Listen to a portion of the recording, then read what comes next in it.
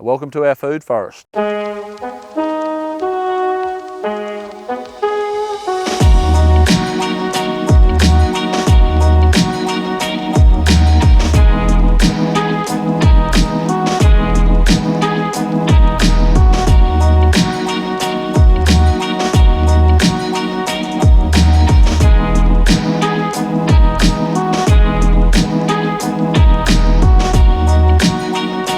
G'day everyone, I'm Darren, I'm the farm manager at Brangadang Farm.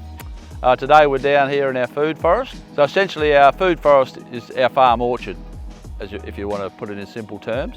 But the difference with our food forest is that we're following permaculture principles, which means minimal intervention with chemicals and insecticides, like actually none. We're trying to grow everything organically where we can. So down here in our food forest, we're actually growing every sort of fruit you can possibly imagine, best we can. We've actually got mangoes, which actually grew last year, which was good. Like minimal frost, you get some mangoes, but all your normal fruits from the southwest, like apricots, plums, nectarines, apples, citrus, all grow super well here. And unlike a normal orchard, where you'd have blocks of apricots and a block of apples, we're actually growing all our fruit. It all intermingles together with some understories, which all helps support each other in a different way with nature in itself. So as I said, we're still in the process of getting all our permaculture practices in place, but this is a pretty good example of where we're at. Like we have our ground cover, and we have a bit bigger plant with the flowers, and we have an artichoke, which is a bit bigger again, and then you have your fruit trees. So still got a couple of layers to add to this, but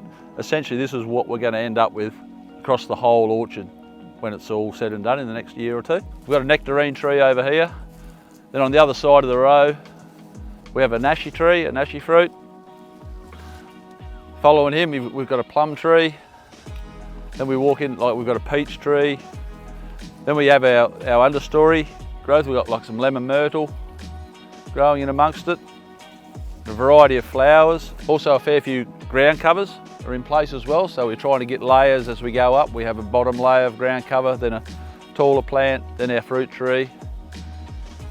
Also artichokes mixed up amongst it as well. So it's all about just mixing the whole thing together and let nature take over and get all the trees working together. And also a lot of these plants, artichokes and a lot of the flowers, we also have them here because we have our own beehives. That supports our bee colony and helps with all our pollination. And a fair few of these trees that have been put in are actually nitrogen fixing plants, so they help with the nitrogen in the soil, which helps grow the fruit.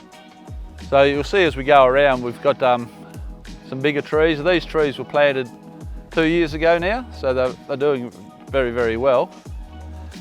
And the first trees that were planted 18 months before these ones, so you'll see how well they're growing down there as well. So this little block here is a block of cherry trees. And we get down to where the bees are. In this corner here, it's really well protected, so we have our mangoes down there.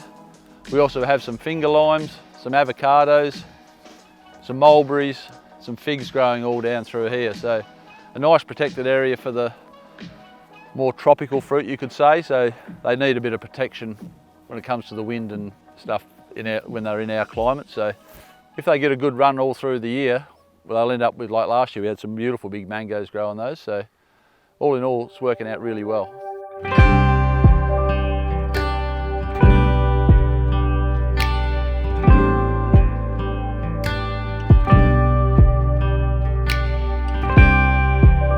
So the next stage for us after our plants are established, we'll bring the chickens in. So we'll have a mobile chicken van as we take them up and down each row. Chickens add natural fertiliser, of course, and also they're very good little pest controllers as well. So any little weevils that get around our trees and stuff, they'll scratch them out and eat them up as well. So it's all part of the biodiversity of the whole place. So now we're down in the older part of the food forest. This is a full 12, 18 months ahead of the other part we were just in. So see how much bigger the plants are. You can see how the understory's growing up.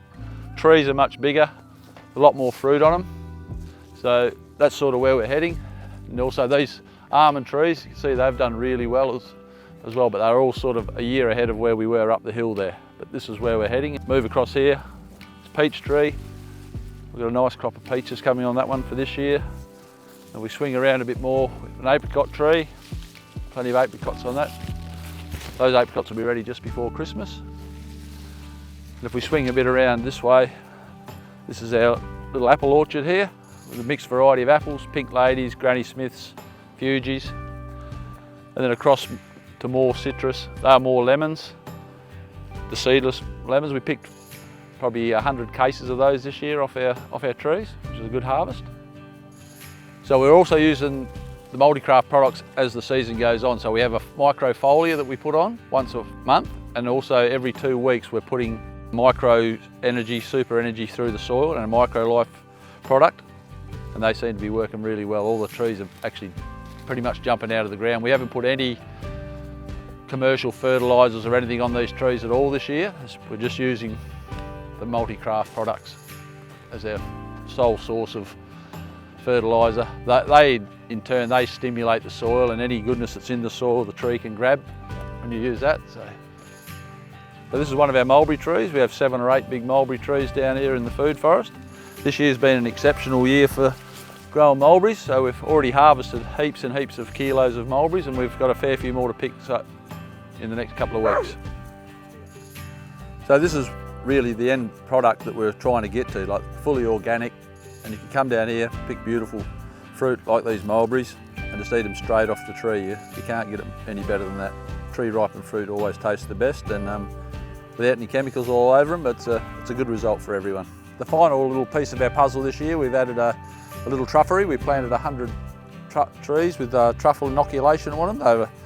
They're an oak tree and a hazelnut tree, 50 of each. So something to look forward to in the coming years. And thanks for joining us on our little tour around our food forest. Like I say, we're still a work in progress, but just join us on our journey. Stay tuned and watch our food forest flourish.